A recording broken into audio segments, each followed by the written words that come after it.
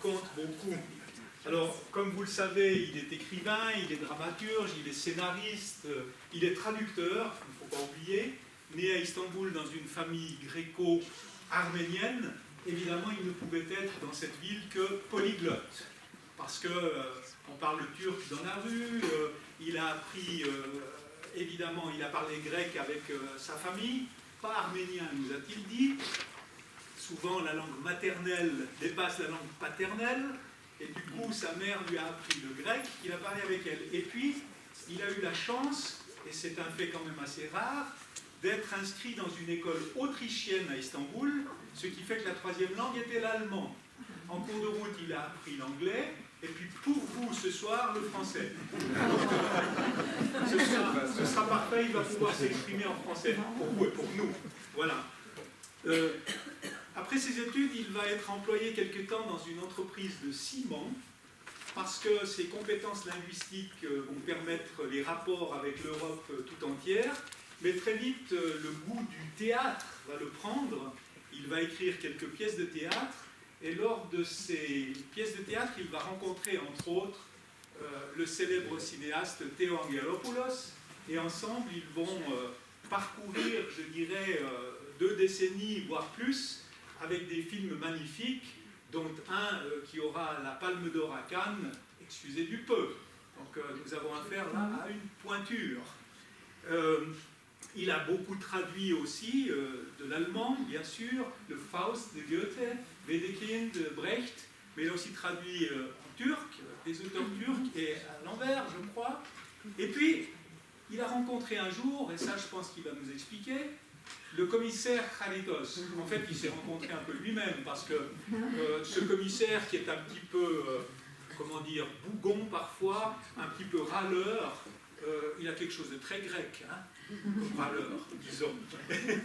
Et ce commissaire nous fait découvrir une Grèce étonnante, parce qu'il ne s'agit pas seulement de suivre une enquête, mais nous pénétrons dans les rouages de la société grecque, que ce soit à travers la famille. Ce commissaire a une femme qu'il adore, Adriani, même si elle râle parfois aussi. Il a une fille, il change de voiture, il circule dans les rues d'Athènes. Il nous fait pénétrer vraiment dans tous les rouages de la société. Et si on s'arrête simplement au tout dernier livre, c'est-à-dire ce que j'appelle la tétralogie, on nous parle de trilogie, mais en fait c'est une tétralogie, magnifiquement traduite d'ailleurs par Michel Volkovitch, il faut parler des traducteurs aussi. Eh bien, on est plongé dans un monde grec absolument fascinant, et tous ceux qui s'intéressent à la Grèce d'aujourd'hui devraient lire ces livres. Je vous pousse à la lecture. On y trouve aussi des choses étonnantes, ou pas tant que ça pour un traducteur. Un recours fréquent au dictionnaire. Il adore le dictionnaire dans lequel il se plonge, et nous plonge, pour des définitions magnifiques, parfois un peu perfides, et c'est superbe. Ou le monde des proverbes, puisque souvent en Grèce, les proverbes, cette sagesse populaire, continue de faire monter dans la société. Voilà pour l'essentiel. Vous le connaîtrez, pour ceux qui ne le connaissent pas bien, à travers ces livres, et surtout à travers la conférence de ce soir. Alors je lui cède la place et la parole. Merci.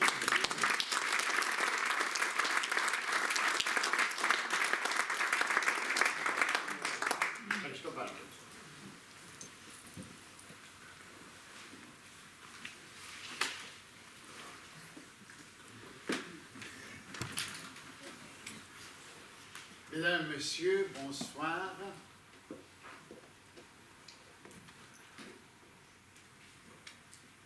Je m'appelle Petros Markalis et je suis un écrivain grec.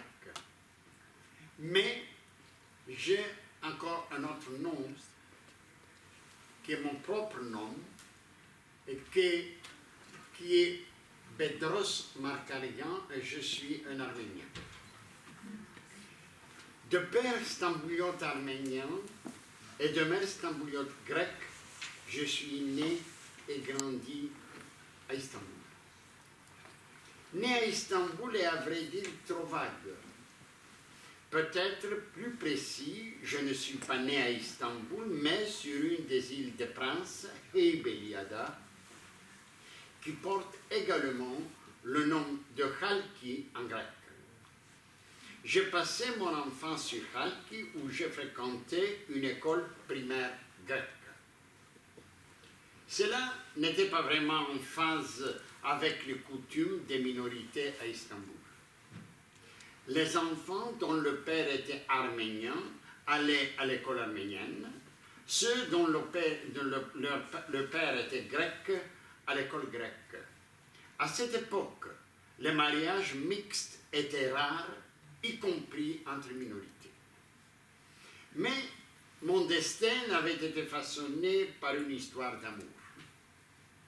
Mon grand-père était né dans une très riche famille arménienne. Sa famille employait une cuisinière originaire de l'île grecque d'Andros.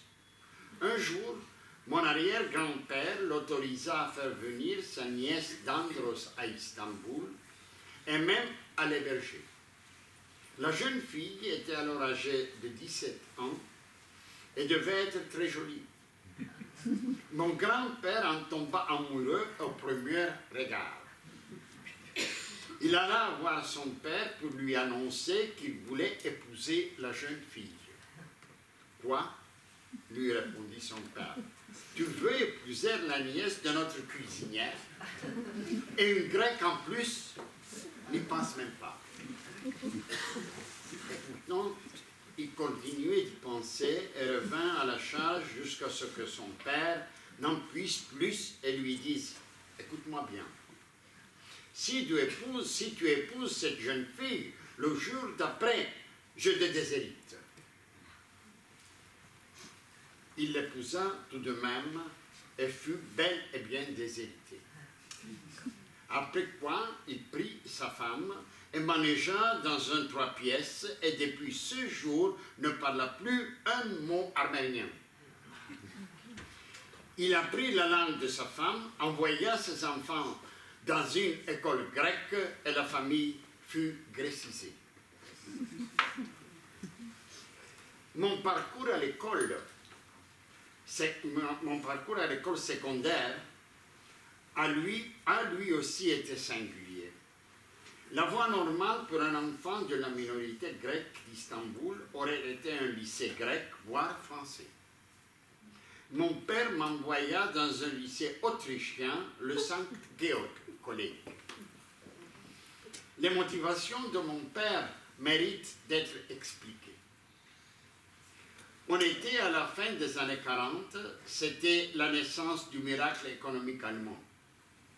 Mon père était alors fermement convaincu que l'allemand allait se profiler comme la langue du commerce international. Ce choix était aussi lié à son deuxième rêve, que je reprenne son entreprise d'importation. Je devais donc apprendre l'allemand. Ces deux rêves sont restés des chimères. L'allemand n'est pas devenu la langue du commerce international et je n'ai pas repris son entreprise. Mais j'ai appris l'allemand.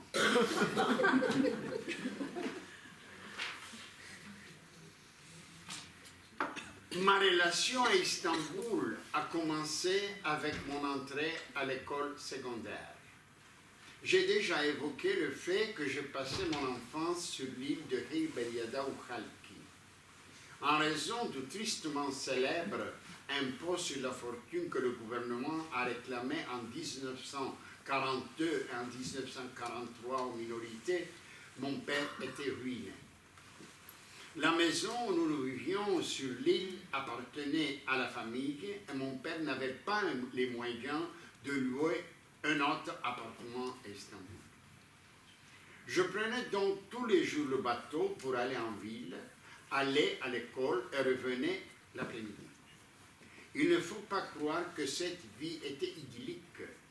Bien au contraire, c'était la solitude absolue et qui s'aggravait encore l'hiver. Les îles de Prince sont des lieux de villégiature. En été, elles grouillent de vacanciers. C'est toujours le cas aujourd'hui aussi. Les 3 mois d'été, je vivais entouré d'amis et passais de merveilleux moments. Mais à la rentrée des classes, les vacanciers retournaient à Istanbul et je me retrouvais seul sur l'île avec mon vélo et ma solitude. Ce n'est qu'à la fin de ma 3e année à Saint-Georg que mon père a eu les moyens de louer un appartement à Istanbul. En y repensant aujourd'hui, je me demande si mon amour pour Istanbul est né de cette solitude ou du charme que la ville a exercé sur moi. Je crois que c'est plutôt le charme. L'étrangère qui se rend à Istanbul pour la première fois découvre en toute chose un bout d'Orient, qu'il s'agisse des traces de Byzance ou de l'Empire. 90 années de République de Turquie employées à intégrer la Turquie à l'Occident n'ont pas réussi à écarter la prédominance de l'Orient. La diversité culturelle d'Istanbul vient des différentes ethnies qui vivent depuis des siècles.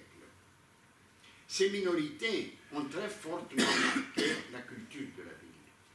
Le plus simple moyen de s'en percevoir est de considérer les différentes langues qui étaient parlées en ville à mon époque. Le Saint-Georg se trouve dans le quartier de Kuledibi. Dans les années 40 et 50, Kuledibi était un quartier presque exclusivement juif autour de la tour Galata. En allant à l'école, j'y attendais tous les jours du turc, mais aussi et surtout du ladino, la langue séfarade. Dans le quartier de Kurtuluş, où habitait ma famille, on parlait surtout le grec et aussi un peu l'arménien, en plus du turc. Ça se passait comme ça dans de nombreux quartiers de la ville. Balat, au sud de la Corne d'Or, était un quartier juif, tandis que Fener, de l'autre côté, où le patriarcat œcuménique a son siège, était un quartier grec. Samatya ou Bakırköy étaient par leur part des quartiers mixtes, grecs et arméniens. Mes premières expériences de cette diversité linguistique remontent à l'époque où j'habitais encore sur l'île de Khalki. Pendant les pauses de midi, j'allais généralement me balader avec mes camarades le long de l'avenue Istiklal. L'avenue Istiklal était alors la principale artère commerciale et de promenade du quartier de Beyoğlu et le creuset de cette tour de Babel. J'entendais en même temps du turc, du grec, de l'arménien, du ladino, mais aussi du français et de l'italien. À la fin des années 40 et au début des années 50, la diversité nationale d'Istanbul était unique, si bien qu'en marchant dans les rues, on ne se rendait pas compte des différentes langues qui étaient parlées. Le mélange de langues faisait partie du quotidien. Le terme stambouliote vient de cette diversité. Il ne s'agit pas d'un concept géographique. Le mot ne se rattache pas à la naissance ni ne dépend directement des origines de la famille. Se qualifient de stambouliotes les habitants de la ville qui ont intériorisé leur histoire et leur culture séculaire comme un tout continu de l'époque byzantine à la période ottomane.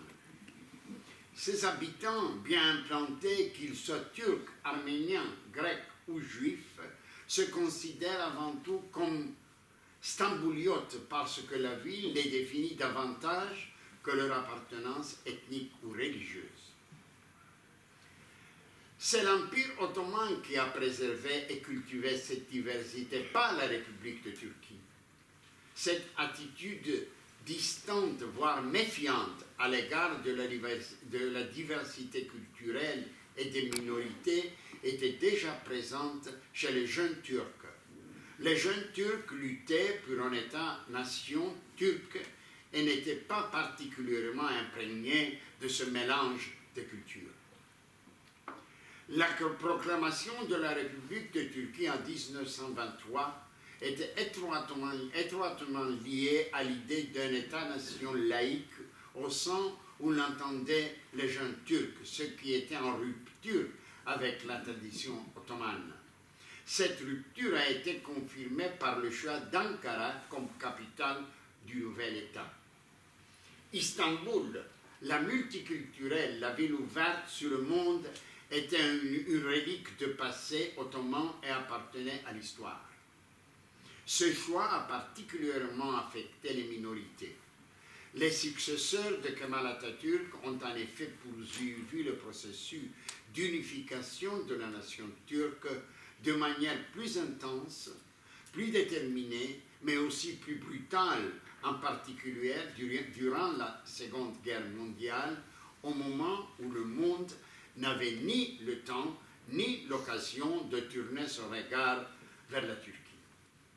Et les Turcs stambouliotes n'ont pas été traités avec des gants de velours.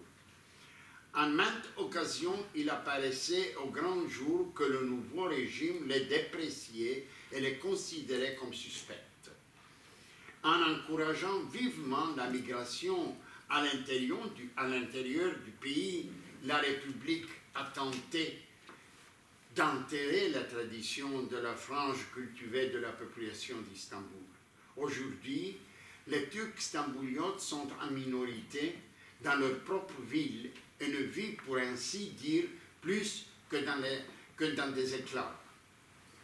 Mesdames, Messieurs, j'ai déjà mentionné le fait que mon père voulait que j'étudie l'économie. Même si je n'avais aucune envie d'étudier l'économie, ni même d'intérêt pour cette discipline, il était impensable pour un jeune homme des années 50 habitant à Istanbul de s'opposer à son père. D'autant plus lorsqu'il avait grandi au sein d'une minorité. Il n'y a pas eu de discussion. Mon père avait décidé que j'étudierais l'économie et basta. Lorsqu'on ne peut pas contredire son père quant au choix du cursus, le prochain moyen de se défendre est de devenir un mauvais étudiant. J'ai été un très mauvais étudiant. Il a fallu à mon père 2 ans pour admettre que je ne prenais pas mes études au sérieux. Mais il n'en démordait pas. Aussi m'a-t-il proposé d'aller étudier à Vienne. Vous vous demanderez à juste titre pourquoi Vienne. La faculté d'économie de Vienne était-elle donc si réputée dans les années 60? En fin de compte, mon père était un admirateur du miracle économique allemand. Alors pourquoi m'envoyer en Vienne plutôt qu'en Allemagne? La réponse est simple. À Vienne, mon père avait de nombreux partenaires commerciaux qui pouvaient me surveiller et m'apporter à l'aide en cas de problème ou de difficulté dans cette ville étrangère. La seconde question pertinente est: pourquoi avoir accepté la proposition de mon père et être allé à Vienne? Voulais-je vraiment étudier à Vienne ce que je trouvais abominable à Istanbul? La réponse est clairement non. Mesdames et messieurs, je dois l'avouer ici, j'ai roulé mon père dans la farine. Je ne souhaitais pas plus qu'avant étudier l'économie. Je voulais simplement quitter Istanbul. Vous vous en étonnerez sans doute, mais ce n'était pas cette ville que j'aimais tant que je voulais quitter, mais la minorité grecque. Je vivais dans un paradoxe quotidien. D'un côté, la cosmopolite Istanbul, ouverte sur le monde, de l'autre, la conservatrice minorité grecque, repliée sur elle-même. Je n'arrivais pas à surmonter cette contradiction. Cette situation n'était pas propre à la minorité grecque. Toutes les minorités vivaient de manière authentique, la diversité se limitant aux langues. Non seulement elles n'entretenaient pas de contact avec la majorité turque, ce qui s'expliquait par le nationalisme turc, mais les minorités n'avaient pas non plus de relations entre elles. Pendant la guerre d'indépendance, le poète national grec Dionysios Solomos a un jour dit: « Ai-je autre chose à l'esprit que la liberté et la langue ?» Transposée aux minorités d'Istanbul, cette citation célèbre en Grèce donnerait ceci: avons-nous autre chose à l'esprit que la religion et la langue? Excepté les Juifs qui, comme partout ailleurs, avaient repris la langue du pays, toutes les minorités souhaitaient avant tout conserver leur langue, leur religion, leurs coutumes et leurs traditions. Les minorités chrétiennes d'Istanbul ne faisaient pas exception. Elles entendaient par tous les moyens défendre leur langue, leur religion et leur manière de vivre. Leur contact avec la minorité de la majorité de la population se limitait aux affaires et au travail. Mesdames, Messieurs, à Vienne, j'ai découvert l'Occident. Il y avait plus d'avenue d'Istiklal ou avenue Pera, comme disent les Grecs d'Istanbul. Plus de place Sultan Ahmed avec Sainte-Sophie, la citerne basilique et la mosquée bleue. Je venais d'une ville multinationale et ouverte sur le monde et arrivais dans une ville occidentale, mais pas multinationale. Car si l'on accepte le petit nombre de Tchécoslovaques et de Hongrois qui vivaient, Vienne était une ville autrichienne. Il y avait une autre différence. Vienne se trouve au centre de l'Europe. De là, je pouvais parcourir tout le continent, et même avec mon passeport turc de l'époque. Pour moi, la véritable découverte n'était pas Vienne, mais l'Europe. J'ai commencé par Budapest et Prague, avant de me rendre en Allemagne. Pourquoi pas Paris, Rome ou Londres? Vous demanderez-vous peut-être. La réponse est simple, à cause de la langue. En quittant Istanbul, j'étais trilingue. Je pouvais parler et écrire tout aussi bien le grec, l'allemand et le turc. À Vienne, et même au-delà, je ne voulus entendre et parler que l'allemand pendant près de 2 ans. Aujourd'hui encore, je ne saurais dire pourquoi. Il se pourrait que j'ai établi comme un trait d'union entre la langue allemande et ma relation à Vienne, à l'Europe centrale en général. Je dis cela aussi parce que c'est à Vienne que j'ai pris toutes les décisions qui ont compté pour mon avenir. Premièrement, c'est là-bas que j'ai découvert le théâtre ou, plus précisément, le théâtre européen. En effet, j'étais un fervent amateur de théâtre dès le lycée à Istanbul. Seulement, voilà, à l'époque, le théâtre s'inspirait fortement de ce qui se faisait aux États-Unis. La majeure partie des metteurs en scène turcs y avaient étudié et lorsqu'ils ne montaient pas d'auteurs turcs, leur répertoire se composait surtout des pièces américaines. J'ai découvert le théâtre européen à Vienne et le théâtre de Brecht au Berliner Ensemble à Berlin-Est, ce qui est révélé déterminant pour mon travail d'écrivain.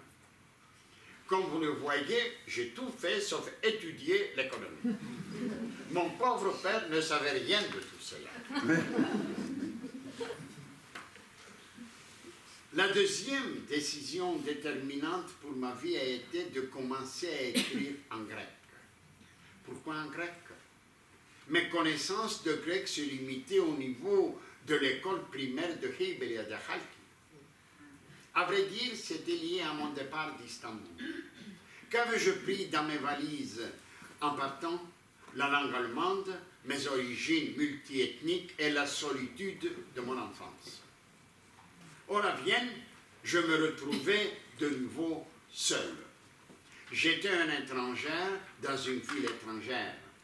Au début des années 60, ce n'était pas encore comme aujourd'hui, où de nombreux étudiants étrangers vivent dans les grandes comme dans les petites villes d'Europe.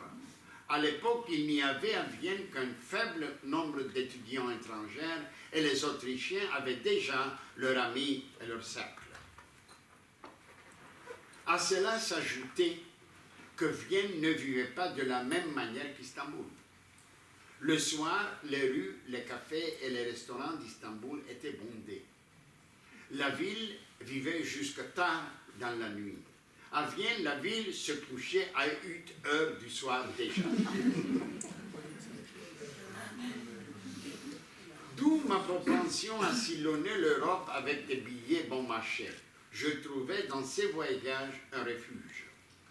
D'où aussi la nostalgie de ma famille et de ma langue maternelle. Comme ma famille me manquait, la langue de la famille me manquait également.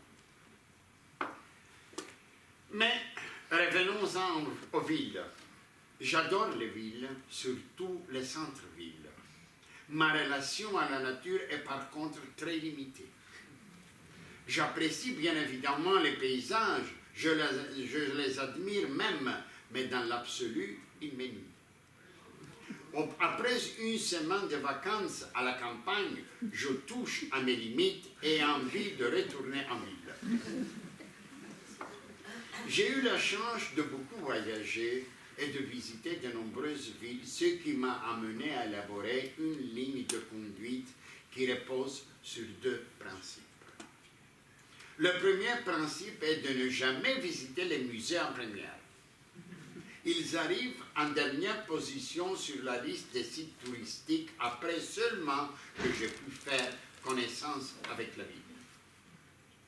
Il n'y a qu'un seul moyen de vivre une ville, se balader et si possible sans but. Pourquoi sans but? Eh bien parce qu'il est préférable que la ville vienne à vous plutôt que les masses. Les taxis et les voitures ne sont à cet égard d'aucune utilité. En transport public, c'est déjà mieux. Car une ville, ce ne sont pas seulement des rues et des vitrines, des bâtiments et des monuments. Une ville, ce sont avant tout ses habitants et les gens ne se déplacent jamais de la même manière dans 2 villes différentes. Ils se déplacent autrement à Barcelone qu'à Istanbul, à Milan qu'à Naples, à Munich qu'à Paris. À chaque fois que je vois un bus parcourant la ville pour une visite guidée, j'ai envie de pleurer. Ces touristes laissent le regard dériver, visitent quelques musées, mais au final, ils n'ont absolument rien perçu de cette ville. Dans les premières scènes de la vie de Galilée de Bertolt Brecht se trouve un dialogue entre Galilée et son jeune élève Andrea Sarti. Dialogue dans lequel Galilée lui explique le système ptoléméen. À un moment, l'élève dit « Mais je vois bien que le soir, le soleil s'arrête ailleurs que le matin. Alors il ne peut pas être immobile, jamais de la vie. » C'est à quoi Galilée répond « Tu vois? Qu'est-ce que tu vois? Tu ne vois rien du tout. Tu fais les yeux rondes, pas plus. Faire les yeux rondes, ce n'est pas voir. » Mesdames et messieurs, il en va de même pour les villes étrangères. Il s'agit de voir et non de faire des yeux rondes. Le deuxième principe, ce sont les odeurs. Une ville doit sentir et ces odeurs, je dois pouvoir les respirer. Si elle n'a pas d'odeur, alors je ne peux pas effacer la distance qui m'en sépare. À Istanbul, c'était facile. La ville sentait partout différemment. Les odeurs n'étaient pas les mêmes sur le Bosphore, sur les îles des Princes, dans le Grand Bazar ou au Bazar égyptien. Et même la côté droite et la côté gauche de l'avenue Istiklal ne sentaient pas pareil. Ma dépendance aux odeurs d'une ville vient d'Istanbul. Je ne connais pas d'autres villes qui sentent aussi fort. Vous vous demandez sûrement, est-ce que Vienne sent? Pas partout, mais quand même, il y a des odeurs le long du Danube et dans le quartier de Prater. En arrivant à Athènes, la première chose que j'ai cherchée, c'était les odeurs. J'espérais y retrouver des odeurs comparables à celles d'Istanbul. J'en ai trouvé dans la vieille ville, mais pas partout, seulement dans l'étroite bande entre la place Omonia et Monastiraï. Il y avait là le marché aux poissons et le marché aux légumes de la rue Atinas et les commerces de la rue Evripidou qui vendaient épices, fromages et produits orientaux. Pour moi, qui venais d'Istanbul et de Vienne, Athènes était une ville de Provence. Mais ce qui rendait Athènes fascinante à mes yeux, c'était les contrastes. Istanbul était entièrement oriental. Vienne était entièrement occidentale. Athènes, c'était à la fois l'Europe et les Balkans. Immédiatement, j'ai été frappé par un premier contraste. L'opposition entre ombre et lumière. Athènes entretient une relation très étroite au soleil. Istanbul n'est pas une ville particulièrement ensoleillée. Au contraire, il s'embellit avec la pluie. À Vienne, le soleil était une exception, mais aussi un corps étranger. Il se peut que les Viennois aient parfois envie d'un peu de soleil, mais celui-ci ne s'accorde pas à la ville. À Athènes, le soleil brille des semaines durant sans jamais gêner, et même des mois. Il existe un autre contraste, à savoir celui entre le jour et la nuit. Athènes, c'est en réalité deux villes, l'Athènes du jour et l'Athènes de la nuit. Je ne parle évidemment pas de la vie nocturne, mais véritablement d'une autre ville. Car avec l'obscurité, la vie se transforme complètement. Elle s'embellit, devient plus fascinante. Les rues ont l'air plus belles, les horribles nouveaux bâtiments disparaissent dans l'ombre de la nuit. Mais je crois que sa vraie beauté vient de ces deux collines, l'Acropole et le Lycabette, qui, dans l'obscurité, offrent à la ville un autre visage. Ces deux collines incarnent l'histoire de la ville. Sur la première se trouve la cité du même nom, sur la seconde, la petite église Saint-Georges. La cité antique et la cité chrétienne se regardent l'une l'autre jour et nuit. La première était aussi monumentale que la seconde est discrète. Si un matin, vous montez sur le Lycabette et y observez la ville, ce monstre d'horribles bâtiments et des files de voitures qui se déplacent lentement, tels des escargots, vous pourriez entendre une voix qui vous dit « Que veux-tu? Que veux-tu? Va-t'en tout de suite, quitte cet enfer !» Mais si vous ignorez cette voix et que vous restez quand même, alors vous découvrirez les contrastes et les jolis petits secrets d'Athènes. J'ai déjà abordé les contrastes. Les secrets, quant à eux, se trouvent principalement dans la vieille ville. Prenons un exemple. Vous marchez le long de la rue Thermopylone, une artère particulièrement moche. Tout d'un coup, vous voyez sur votre droite une petite rue, la rue Hieranikou. Vous basculez alors d'un coup dans un autre monde, fait de belles maisons, opulents et luxuriants. Toute la vieille ville est remplie de ce genre de contrastes. Mesdames, Messieurs, il y a un beau poème de Bertolt Brecht qui a pour titre « Tout change ». Tout change. Tout recommencer, tu le peux à ton dernier souffle. Mais ce qui est fait. L'eau versée dans le vin, tu ne peux plus l'en retirer. Ce qui est fait est fait. Et l'eau versée dans le vin, tu ne peux plus l'en retirer, mais tout change. Tout recommencer, tu le peux à ton dernier souffle. J'aime beaucoup ce poème, sans doute d'ailleurs parce que tout au long de ma vie, je n'ai pas arrêté de tout recommencer. Ce n'était pas une question de courage, mais plutôt de circonstances. J'ai grandi dans une minorité au sein de laquelle on ne parlait que grec. Pourtant, à 12 ans, j'ai commencé à l'école secondaire dans une langue qui m'était complètement inconnue. Pire encore, personne ne parlait l'allemand à la maison. Mes parents avaient tous deux appris le français comme langue étrangère, ce qui était, en ce temps-là, presque la règle à Istanbul. Je me suis toutefois attaché à cette langue et pendant mes années à Vienne, je me suis approprié la culture germanique. J'étais un Arménien grécisé, né à Istanbul et de culture germanique. L'implication de l'allemand de la culture germanique et de Vienne m'ouvrait une fenêtre sur l'Occident. J'étais content. Par la suite, j'ai décidé d'écrire en grec et me suis mis à redécouvrir cette langue.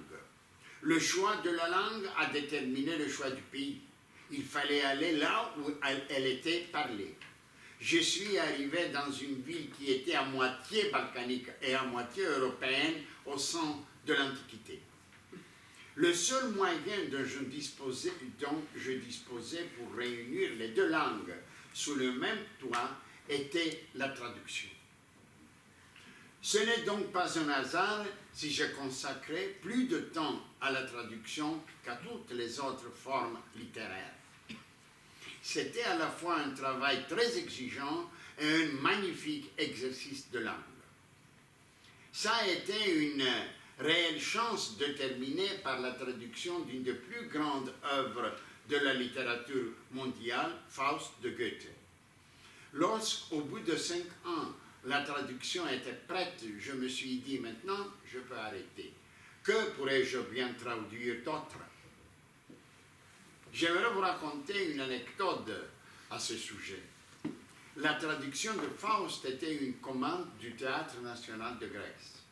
Le directeur de l'époque, Nikos Kourkoulos, un ami, m'a un jour appelé pour me demander si j'avais envie de traduire le Faust de Goethe. Tu dérailles, lui ai-je répondu, n'y pense même pas. Petros, la traduction de Faust, c'est pourtant l'œuvre d'une vie. À l'écoute de ces mots, œuvre d'une vie, tout auteur ou traducteur est instantanément pris au piège. J'ai accepté sans penser aux vers de la première scène, de la première partie dans laquelle Wagner dit à Faust « Adieu, l'art est long et notre vie est courte. » En fait, Faust est très long et la vie est trop courte. Quand j'ai eu fini de traduire la première partie de la tragédie et que je venais de commencer le premier acte de la deuxième partie, le directeur m'a rappelé pour me dire que la présentation tombait à l'eau suite à l'abandon du projet par le metteur en scène. J'étais là avec ma traduction de la première partie, ne sachant qu'en faire. Alors mon éditeur grec est arrivé à la rescousse, me disant qu'il voulait publier le texte dans le cas où je parvenais au bout. Je lui ai dit, tu n'en vendras même pas 50 exemplaires en Grèce. Écoute, tes romans policiers me rapportent beaucoup d'argent, alors je peux m'offrir ce luxe, m'a-t-il dit.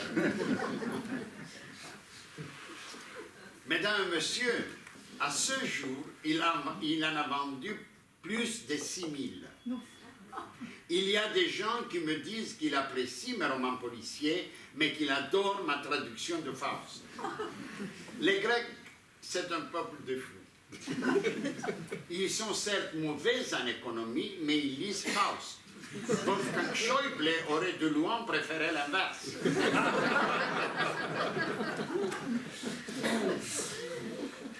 J'ai percé au théâtre grâce à une pièce qui ne se déroulait pas en Grèce, mais en Turquie, et qui a été jouée pendant la dictature militaire. La censure l'autorisait, pensant qu'elle dénonçait la situation turque. Quand ils se sont aperçus, après les premières représentations, que la pièce dénonçait la dictature militaire, elle rencontrait déjà un tel succès qu'ils n'ont pas osé la retirer. À la fin d'une représentation, j'ai fait la connaissance du réalisateur Theo Angelopoulos. Il m'a proposé de participer à l'écriture du scénario de son deuxième film. Avec plaisir, seulement je ne sais pas comment on écrit un scénario, lui ai-je dit. Ça ne fait rien, je t'apprendrai. Ça a été le début d'une amitié qui a duré 40 ans jusqu'à sa mort il y a 5 ans. En même temps, ça a été pour moi un nouveau départ. J'ai laissé le théâtre pour me consacrer au film et suis devenu scénariste. Mesdames, Messieurs, en 2006, j'ai écrit un livre en partie autobiographique qui s'intitule « Récidiviste ». J'y raconte, entre autres, comment dans ma vie, j'ai presque toujours fait ce dont je n'avais en réalité pas envie, pour ensuite y raconter du succès presque malgré moi. Je ne voulais pas étudier l'économie et j'ai pourtant travaillé 11 ans dans une fabrique de ciment. J'ai fait mes études en allemand, ma culture est germanique, mais j'écris en grec. Je n'ai jamais voulu être romancier, mais je dois mon succès à mes romans. Parfois, je me demande si dans la vie, les bonnes décisions sont censées. Alors que je travaillais au scénario d'une série télé intitulée Anatomie du crime, mon commissaire Kostas Haritos est venu à moi avec sa famille. Vous savez, un beau matin, j'ai vu comme vous, devant moi, une famille de 3 personnes. Un homme, une femme, un enfant. En ce moment-là, je ne savais pas que l'enfant était une fille. Une famille typiquement grecque, petit bourgeoise. Ma première réaction était tout à fait négative. Je disais, j'en ai assez avec les petits bourgeois grecs, j'ai écrit tant de petits bourgeois dans la série, alors ça me suffit. Mais l'homme était très persistant. Il ne quittait jamais son place, il était là chaque matin et me regardait. Ça, après un certain temps, est devenu une torture parce que je ne pouvais pas continuer mon travail de scénario. Jusqu'à un certain moment, je me suis dit, si il me torture comme ça, cet homme pourrait être ou un flic ou un dentiste. Excusez-moi. Ou un dentiste. Je me disais, ok, un dentiste, qu'est-ce qu'on peut faire avec un dentiste comme, disons, personnage principal, mais un flic. Car, alors, lorsque je me suis rendu compte après un mois que l'homme était commissaire de police, ça a été pour moi un autre nouveau départ, celui de ma vie de romancier. Tout recommencer tout le peu à ton dernier souffle. Dieu merci, il ne s'agissait pas de mon dernier souffle, mais j'avais tout de même 58 ans lorsque est paru mon premier roman policier en grec. Voilà ce qui nous amène, mesdames et messieurs, à la deuxième thématique de cette conférence, le roman policier et les villes. Lorsque je découvrais les villes, je ne me doutais pas que ces expériences et mon amour pour les villes s'exprimaient près de 40 ans plus tard dans mes romans policiers. Le roman policier européen moderne est un roman des grandes villes. Mais cela va plus loin. Car dans le roman policier européen, la grande ville ne se contente pas d'être le cadre ou le terrain, elle est un des protagonistes. On pourrait à raison se demander pourquoi. Historiquement, le roman policier n'est pas urbain. Ce serait donc une littérature urbaine sans ville. Quelques explications s'imposent. Pendant des décennies, le roman policier britannique a donné le ton à la littérature policière. Or, lorsqu'on pense au roman policier anglais, on pense inévitablement à Agatha Christie. Et rares sont ces romans qui ont pour cadre Londres ou une autre ville. La quasi-totalité de ces histoires se passe à la campagne, le countryside anglais, dans des maisons de campagne ou des châteaux. Cela remonte à la tradition anglaise du roman gothique, le roman d'épouvante qui est profondément ancré en Angleterre. On pourrait rétorquer que de nombreux Sherlock Holmes d'Arthur Conan Doyle se passent à Londres, certes, Mais lorsque le brouillard se lève, le fameux fog, vous ne voyez plus de ville, seulement la Baker Street. En outre, Le Chien de Baskerville, probablement le meilleur roman de Conan Doyle, se déroule à la campagne. Ni le roman, ni le chien ne sonneraient juste en ville. Il y a néanmoins une exception dans le roman policier européen et qui fait figure de précurseur, Georges Simenon. Dans le roman de Simenon, on ne vit pas seulement Paris, mais aussi toute une série de petites villes de Provence. Lorsqu'on traverse Paris avec Maigret, du quai des Orfèvres où se trouve la direction de la police, aux banlieues, en particulier des banlieues le long de la Seine, c'est comme changer de ville. Il s'agit bien moins de la description de la ville que de la description des gens. J'ai déjà dit que les hommes sont leur ville. Simenon fait exactement la même chose. Il décrit la ville par les biais des gens. On a l'impression que Paris et ses banlieues sont vraiment des villes distinctes parce que les gens y sont si différents. On le voit mieux dans les petites villes de Provence de Simenon. Les villes sont petites et sans envergure, et il en va de même des gens. C'est par exemple le cas de Concarneau dans le livre Maigret et le chien jaune. À l'opposé, le roman policier américain repose traditionnellement sur les villes ou sur une région particulière. Les romans de Dashiell Hammett sont inconcevables sans New York. Pareil pour Raymond Chandler et la région de la baie de San Francisco, la fameuse Bay Area. Le roman policier européen moderne a pour modèle le roman policier américain et non le roman policier anglais. L'espagnol, Manuel Vázquez Montalbán et Barcelone. Le français, Jean-Claude Izzo et Marseille. Ou encore l'anglais, Ian Rankin et Edinburgh. Depuis